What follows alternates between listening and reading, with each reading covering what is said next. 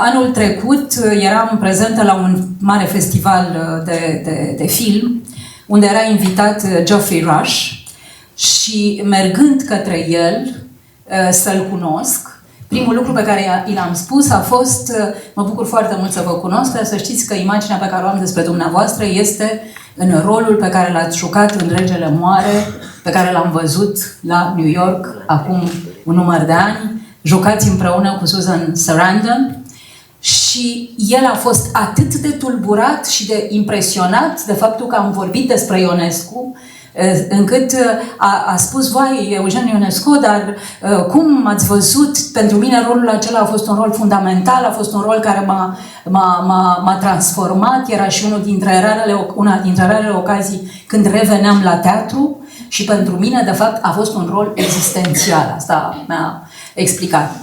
Adică aici acum fac o paralelă cu spectacolul care se joacă acum la Teatrul Național, care are pe Mariana Mihuț și pe Victor Ebenju ca interpreți în Regele Moare, și la fel extraordinara, puternică reacție pe care o are sala și pe care o degajă textul în momentul în care este interpretat, vorbește mai mult decât despre a fi relevant, vorbește despre a fi ceea ce Marie-France spune, se regăsește în ceea ce Eugen Ionescu spune despre textele sale. Ele vorbesc despre interiorul omului, despre interioritate. E adevărat că în privința asta aș spune doar atât. Această ediție, cred eu, este foarte importantă în momentul de față pentru că e o altă formă de a traduce, nu? A traduce din franceză în română pe Eugen Ionescu, așa cum el e tradus și pe scenă de diversi regizori și e tradus într-adevăr excepțional de către Vlad Rousseau și Vlad Zografi. Am reușit doar să mă uit peste foarte puțin dintr-un text și am avut dintr-o dată pofta să citesc Eugen Ionescu. De ce? Pentru că trăim din ce în ce mai mult într-o lume în care cuvântul și-a pierdut tocmai consistența interiorității și poate că din cauza asta el devine cu atât mai important azi în traducere sau în citirea lui în original pentru aceia care pot să îl citească. Tot ce pot să spun este că de fiecare dată un regizor care își propune să-l monteze, nu... Acum mi-a venit în minte imediat montarea pe care a făcut-o acum mulți ani Tompa Gabor cu Cântăreața Cheală, care se termina cu momentul acela incredibil în care totul se petrecea invers. La sfârșitul spectacolului, dintr-o dată totul se petrecea invers și mergea invers până la început. Și de fapt era o metaforă extraordinară a ceea ce conțin textele lui Eugen Ionescu, și anume o circularitate care vorbește despre ieșirea din umbră, din pesnă și reîntoarcerea în umbră și tot procesul ăsta care de fapt undeva descrie foarte bine întreaga preocupare și intensitate pe care acest autor a adus-o în literatura universală despre relația omului cu credința, relația cu dorința de a ieși din propria limitare umană, imposibilitatea de a ieși și până la urmă continua căutare, această quête intermittent, da? E o căutare care se întrerupe și se reia și se întrerupe și se reia. Ce aș putea spune altceva? El este, din toate aceste puncte de vedere și din multe altele, un autor care e nu numai universal, dar unul dintre acei autori rari care a dat semnalul unei alte deschidere, a privit dintr-o dată literatura într-o altă perspectivă, a construit o altă paradigmă estetică și acest tip de artiști sunt foarte rari, foarte prețioși, cu atât mai rari și cu atât mai prețioși cu cât, ca să-l citesc pe el și să închei aici, știm bine că cum spune el într-unul dintre textele sale, omul, dacă ia un cerc, îl mângâie, el foarte repede devine vicios. ca să ieșim din cercul vicios, avem nevoie de autori cum este Eugen Ionescu. Cred că este o oportunitate excepțională și sper ca lumea să profite cu adevărat de ea. Mulțumesc!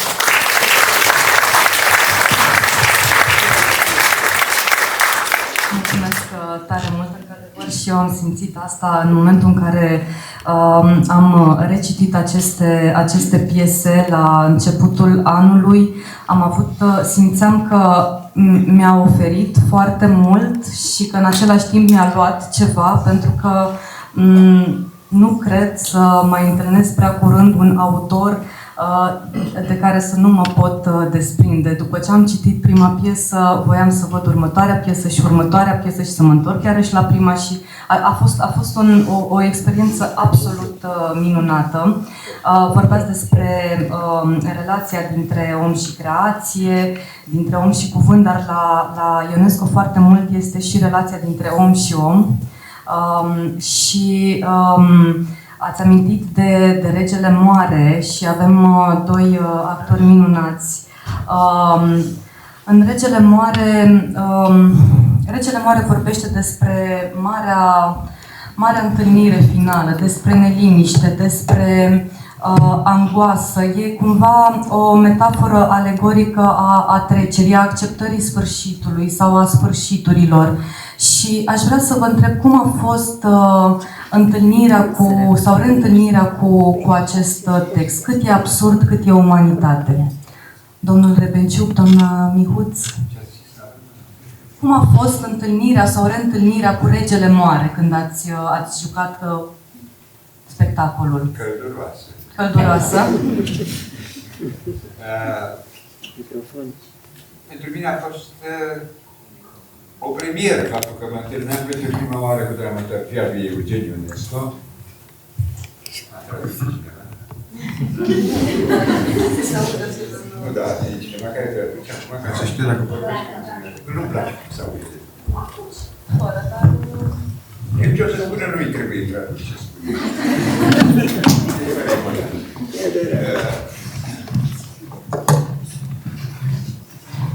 Nu jucase deloc. Știam, văzusem câteva spectacole, citisem Scaunele, citisem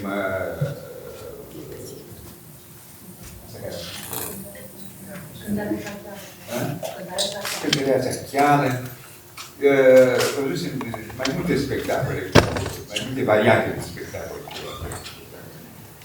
Dar nu eram foarte impresionat și cuplul de regizori, soție Grosu, care au pus spectacolul, au pus în joc, au cerut pe mine în rol. Evident că am acceptat, pentru că era vorba de Eugen Ionescu, un autor care este cunoscut și aplaudat și apreciat pe o foarte mare suprafață din glob pământesc. Niciun alt român n-a izbutit să facă o asemenea performanță, mă refer la autor de teatru și nu numai. Am citit. Nu era pentru mine și nici am familie separat ce înseamnă teatru absurd. Sunt absurd în momentul în care spun chestia asta. Deci aș putea să înțeleg. Dar rolul l-am privit ca pe un om care îmbătrânește, o știu din experiență, și care mai vrea să trăiască și dorința lui este scurt terminată, scurt oprită, pentru că îi se comunică vei muri. Lucru la care nu se gândise până atunci, trăise suficient multe sute de ani, și spera că viitorul va fi în continuare bun pentru el. Deci apărea o problemă în viața lui și lucrul ăsta nu știa și n-a știut cum să-l rezolve decât spre sfârșitul piesei. A înțeles că drumul lui se oprește aici, acolo. Îmi place în piesă, îmi place omagiul care îi se aduce omului în general. Se spune că el a inventat praful de pulbere, praful de pușcă, că l-a aprins, a explodat, el a inventat oțelul, a inventat toate cuceririle pe care le-a făcut omul de-a lungul veacurilor de existență ale omului,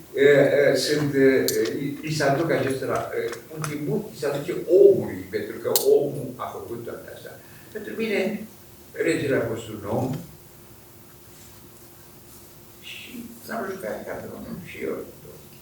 Nu știu să spun. E greu să pui legende de subscrie, un rol deosebit pe care l-am primit, care m-a preocupat și mă preocupă în continuare, pentru că îl jucăm probabil, nu așa, trebuie schimbată distribuția, dar aș vrea ca să țină spectacolul ăsta atâta cât țin cele două piese care se joacă la Paris de 10 de ani de zile, s-au schimbat nu știu câte rânduri de distribuție și ele se joacă în continuare cu același succes de la premieră asta acum 10 de ani. Nu mai știu. Te invit.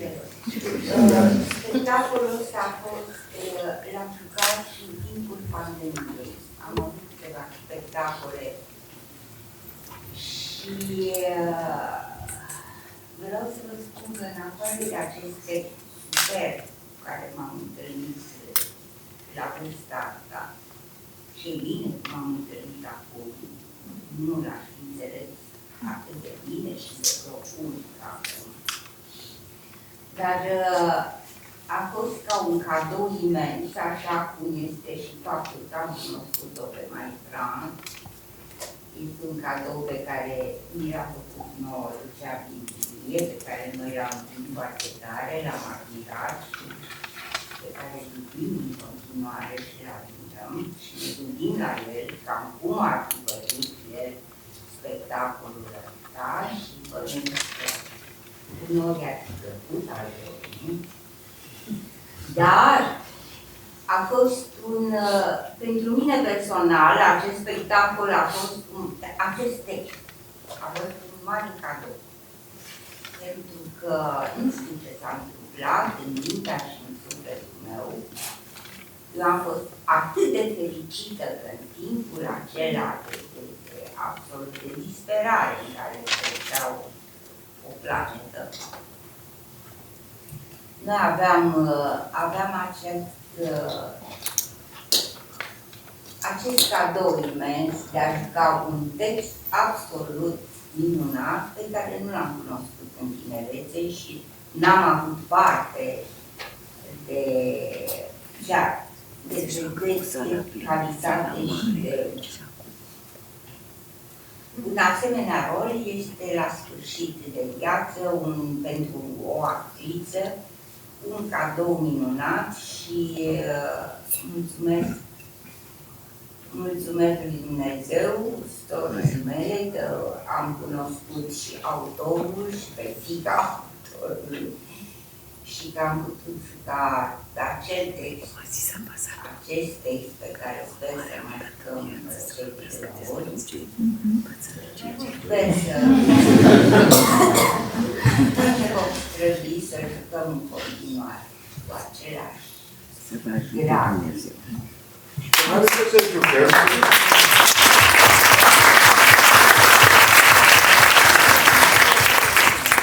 O să jucăm în continuare, sper, pentru că sala este mereu plină. Publicul ascultă cu sfințenie textul și noi ne străduim să-l facem cât mai ascultabil, adică să înțeleagă cât mai bine intențiile pe care vrem să le transmitem publicului. Și este o bucurie pentru noi să jucăm acest spectacol. Eu mă bucur de fiecare dată și ce mă bucură cel mai mult este că munca mea asupra rolului nu este încă terminată. De fiecare dată mai descoper niște lucruri pe care nu le-am intuit de la început și care îmi deschid alte perspective, alte zone, alte lucruri care merită să fie puse în valoare. Este într-adevăr o bucurie să jucăm această piesă. Și pentru noi este o bucurie să vă vedem pe scenă întotdeauna. Vă mulțumesc tuturor și eu voi lăsa pe doamna Marie-France Ionesco să închidă această seară și încă o dată vă mulțumim că ați fost prezenți. Non, je veux d'abord remercier, mais vraiment très très profondément, Marianne et Victor, qui sont pour moi absolument bouleversants dans ces rôles. Je dois dire que c'est une pièce que quand je l'ai vue pour la première fois, j'étais encore très jeune, ça m'a bouleversée. C'était une pièce que j'avais du mal à aller voir parce que c'était comment dirais-je, la cohabitation de mon père et de ce qui allait se passer plus tard. Mais vraiment, je les remercie c'est eux qui sont un cadeau pour moi, c'est dans ce sens-là.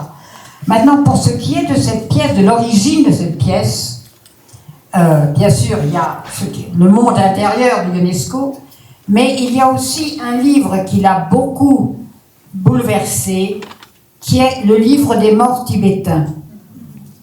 C'est une sorte d'apprendre à mourir. Et ce livre des morts tibétains, transformé, bien sûr, a contribué aussi à la naissance du roi Semeur. Et enfin, je voudrais dire encore un mot à propos de ce qu'a dit Victor sur l'absurde. Mon père rejetait cette appellation de théâtre de l'absurde. Il parlait plutôt, il souhaitait théâtre de l'insolite, mais pas de théâtre de l'absurde, absolument pas. Voilà.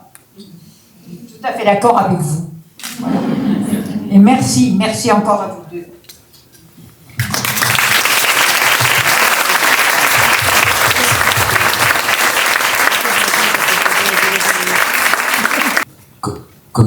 Comme c'est curieux, quelle bizarre coïncidence. Nous étions ailleurs avant, et nous sommes le 20 mai, il est un peu passé 19h, et nous sommes tous ici à l'Institut français de Roumanie, dans la salle Evert Popescu, pour un très très bel événement du centenaire. Monsieur l'ambassadeur, chère Marie-France Ionesco, chers invités, cher public, chères éditions Numéra, c'est pour mon petit mot d'accueil aussi une petite responsabilité dans cette maison donc, qui fête son centenaire, d'évoquer la figure d'Eugène Ionesco. La force des relations franco-roumaines depuis des siècles, elles sont vivifiées par des figures diverses, variées, intéressantes, des grands talents. Et force est de constater que parmi les personnalités du monde de l'art et de la littérature et du théâtre, eh bien, s'il y a bien un nom qui revient sur toutes les lèvres, même de ceux qui sont les plus éloignés, c'est bien celui d'Eugène Ionesco. Et donc, encore une fois, nous souhaitons cette année de centenaire lui rendre hommage à l'occasion du lancement de cette anthologie, car je pense qu'au-delà d'un auteur de théâtre franco-roumain, il a, comme vous le disiez, conquis de nombreuses scènes dans le monde, et ce théâtre de l'absurde, ou peut-être de l'insolite, comme peut-être, je crois, il les disait aussi, c'est un théâtre qui dit beaucoup de l'âme humaine en général, et qui a toute son actualité. Je ne sais pas si c'est heureux ou malheureux, mais c'est un théâtre vivant, et un théâtre bien, qui nous rend fiers, je pense, français et roumains. Donc merci beaucoup d'être là, et merci beaucoup, monsieur l'ambassadeur, d'avoir bien voulu assister à cette séquence un peu exceptionnelle qui ouvre, d'une certaine manière, toute une série pour notre centenaire.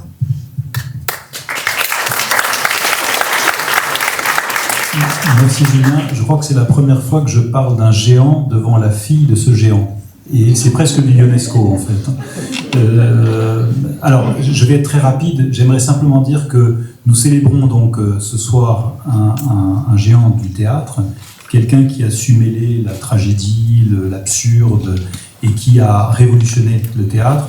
Je ne vais pas gloser longuement, ça va être le sujet de la table ronde, mais j'aimerais simplement rappeler, on vient de vérifier avec Julien, que depuis 1957, sauf erreur de notre part, et sauf pendant une toute petite période à cause du Covid, la Cantatrice Chauve est jouée tous les soirs à Paris, au Théâtre de la Huchette. C'est, à ma connaissance, totalement inédit dans l'histoire du théâtre, et en tout cas dans l'histoire du théâtre parisien.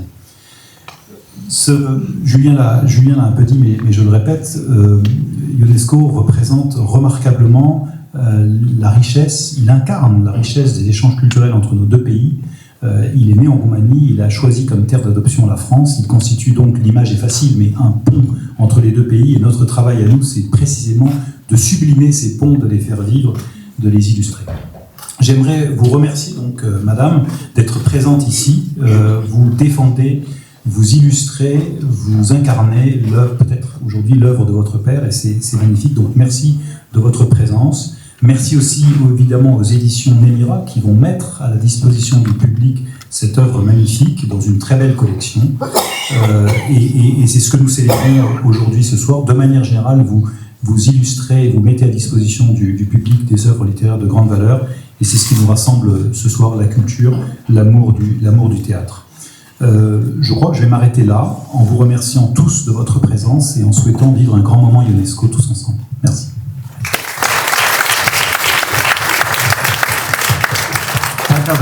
Avem traducere aici. Si vous souhaitez, nous avons des casques ici, on me fait signe de vous le dire.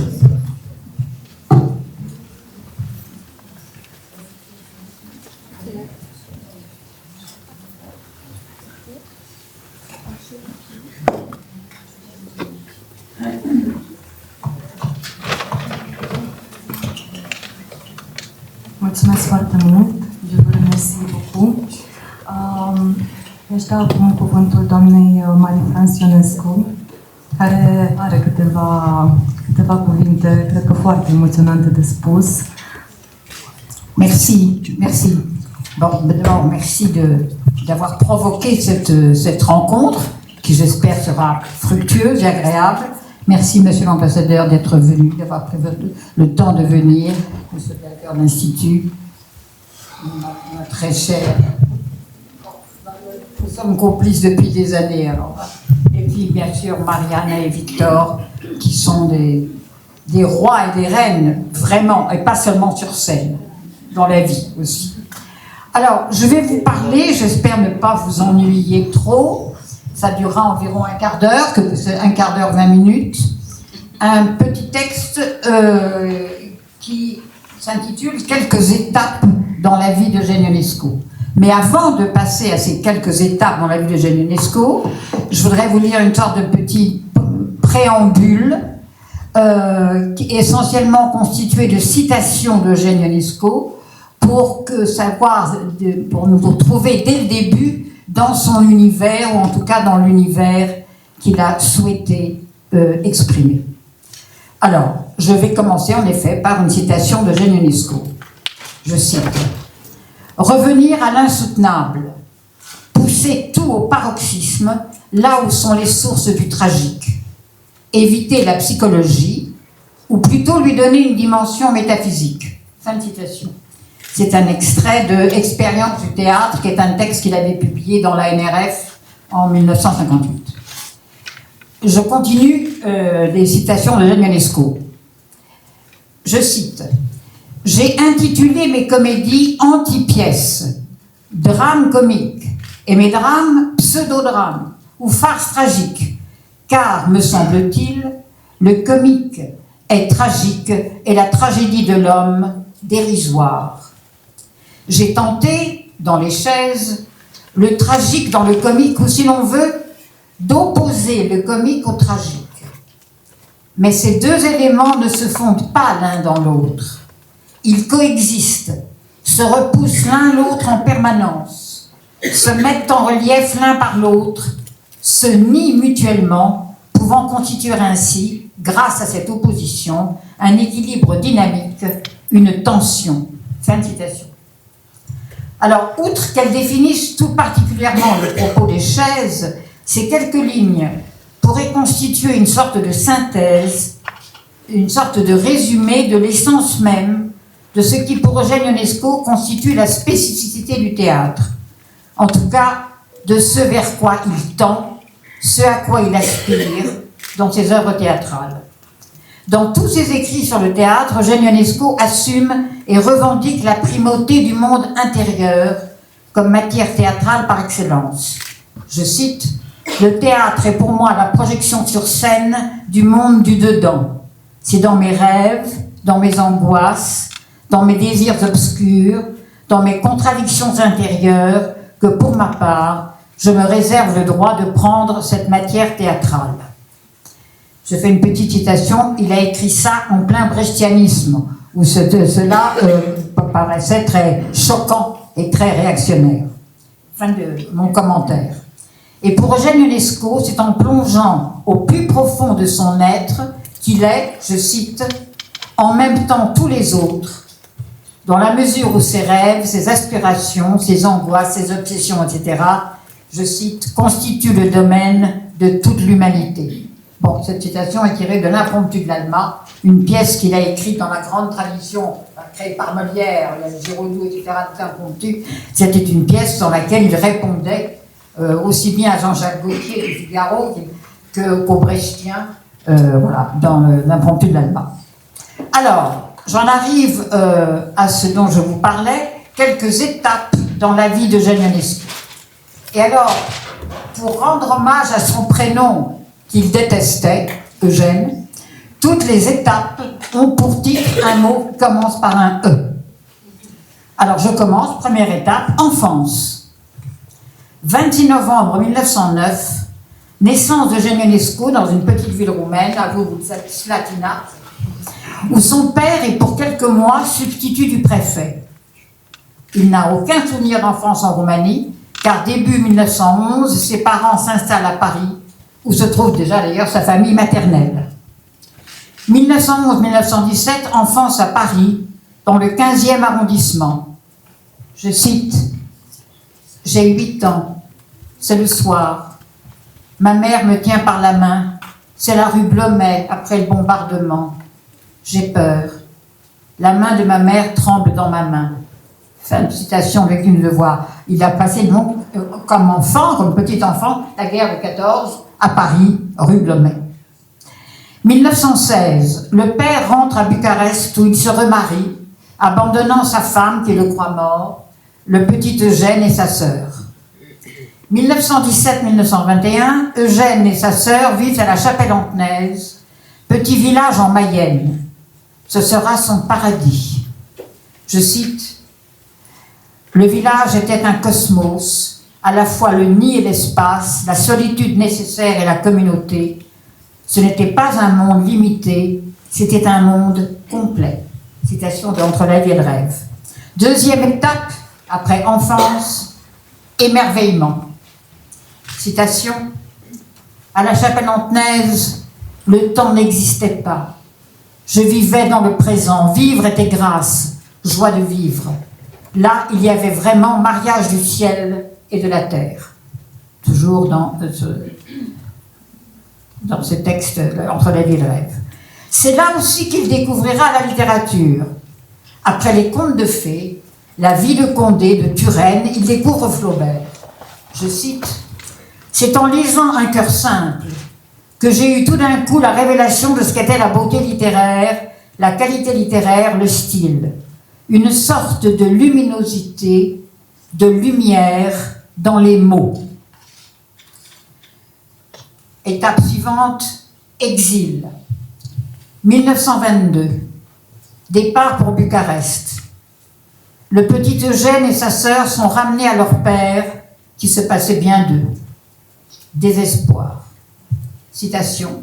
« Et puis oui, il y avait une déchirure, parce que là-bas, je me suis senti en exil. » Et c'est 15 ans plus tard seulement qu'il reviendra en France, où il s'établira définitivement fin 1941. Étape suivante, études. Après des études secondaires et universitaires, de français bien sûr, à Bucarest, il s'inscrit en Sorbonne en 1937 pour une thèse qui a pour sujet, je cite, « Le thème du péché et de la mort dans la poésie française depuis Baudelaire ».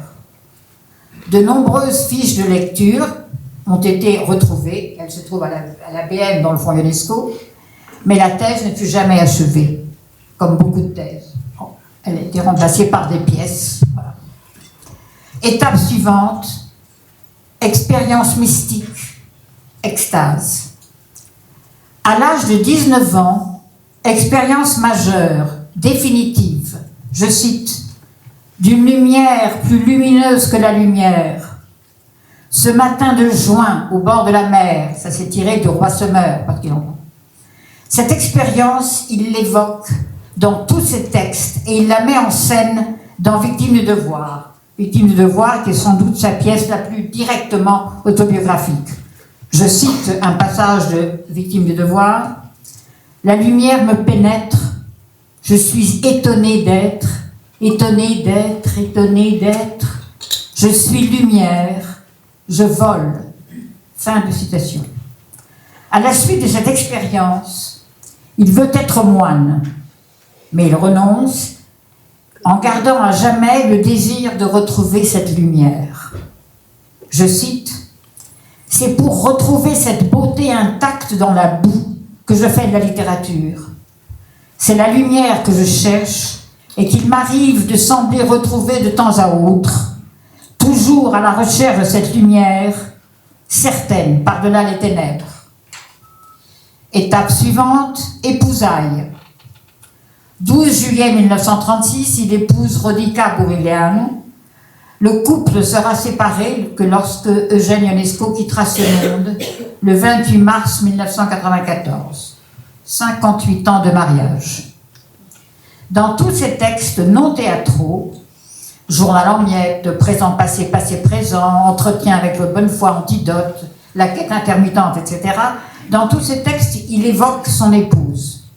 Dans l'un de ces textes, il dira d'elle « C'est mon épouse, ma sœur, ma maîtresse, ma mère, ma fille. » Fin de citation. Il la suppliait de ne pas partir avant lui, de ne pas le laisser seul. Il disait n'avoir pas la force de vivre sans elle. Et elle lui a survécu 10 ans. Elle est partie en 2004. Étape suivante, engagement. Dans les années 30, confronté à la montée des périls, à la contamination idéologique d'extrême droite d'abord, marxiste ensuite, il sera horrifié, désespéré face à ces masses enthousiasmées par des idéologies, des systèmes trop parfaits, c'est-à-dire pour lui inhumains, monstrueux. Ce seront les rhinocéros. Je cite un passage d'Antidote. Il y a des événements historiques qui me bouleversent, comme s'il s'agissait de ma propre histoire. Ainsi, le dernier coup donné par les soviétiques à Prague, oui, le texte date de 1969. Ainsi, le dernier coup donné par les soviétiques à Prague. Il s'agit vraiment de moi. Je suis meurtri, angoissé. Il y a eu d'autres événements qui m'ont laissé dans la détresse. Ainsi, juin 40, lorsque je croyais que tout était perdu pour la France. J'assistais, impuissant de loin, plein de rage, aux envahissements de la Pologne par les nazis et par les rouges. Puis je me suis senti emmuré dans le mur de Berlin qu'on élevait au-dessus de ma tête. J'ai été outragé par l'indifférence du monde lorsque la civilisation du Tibet fut détruite. Fin de citation. Autre citation. Plus un système est parfait, rond, admissible, vraisemblable, logique, cohérent, plus il est irréel, artificiel. Je hais le cosmos fasciste, je n'aime et n'admire point le cosmos communiste, et je me demande vraiment si je leur préfère le libéralisme. C'est Pisadé, écrit-il dans les années 40. Trop selon lui, engagé, ou plus exactement impliqué, concerné intimement, il le sera toute sa vie. Je cite, « Le malheur du monde est mon affaire personnelle », écrit-il dans Pourquoi j'écris. En vain, il aspirera à l'indifférence face à l'histoire qui est, je cite, du mauvais théâtre. Chapitre suivant, écriture théâtrale. 11 mai 1950, création de la cantatrice chauve au théâtre des Noctambules, dans une mise en scène de Nicolas Bataille et d'Akakia Viala. Petite précision, ce théâtre des Noctambules n'existe plus, et c'est devenu l'un des nombreux petits cinémas qui sont rue Champollion. La pièce, depuis 1957, comme disait Monsieur l'Ambassadeur, est jouée au théâtre de la Huchette, mais a été créée au théâtre des Noctambules. Donc, 11 mai 1950, création à la au théâtre des Noctambules de la cantatrice chauve. Échec. Même pas retentissant, malgré le soutien de Jacques Lemarchand, qui entraînera une partie de la NRF, Jean Paulhan, Dominique Horry et surtout Raymond Queneau, en vertu Eugène Ionesco, était particulièrement reconnaissant. D'un succès en un succès, les pièces se succèdent et deviennent des succès. Entre autres, La Leçon en 51, Les Chaises en 52, Victimes du devoir 53, etc. Rhinocéros 59, jusqu'à sa dernière pièce, Voyage chez les morts 1982, montée par Roger Planchon avec Jean Carbet dans le rôle principal, sous le titre Spectacle Ionesco. Sa dernière œuvre dramatique sera un livret d'opéra, Maximilien Kolbe, sur une musique de Dominique Probst. Chapitre suivant, écriture, suite et fin, de la plume au pinceau. Lui qui avait beaucoup écrit sur les artistes plastiques, sur Miro, Brancusi, Gervanveld, Steinberg, Alechinsky, etc., lui, fatigué du fracas des mots, dès la fin des années 60, se met à peindre. Un peintre débutant, lui qui avait quasiment débuté en littérature par un texte sur Van Gogh. Là encore, il ne cessera de s'interroger, d'interroger dans Le noir et le blanc, par exemple. C'est-à-dire sur son rapport à la peinture. Chapitre final, bien sûr, Exit. Juillet-août 1993, hospitalisé à la suite d'un infarctus, sorti de l'hôpital, il publie encore 3 articles dans Le Figaro, dont « Mon passé s'est détaché de moi » et « Mon Dieu, faites que je croie en vous ». 28 mars 1994, Eugène Ionesco s'éteint à son domicile parisien. Après des obsèques en l'église des Saints-Archanges, il est inhumé au cimetière Montparnasse le vendredi 1er avril 1994, qui cette année-là était aussi le vendredi saint, qui a dit que Dieu n'avait pas d'humour. Sur sa tombe, les derniers mots de son dernier livre, La quête intermittente, je cite, « Priez le je ne sais qui, j'espère Jésus-Christ ».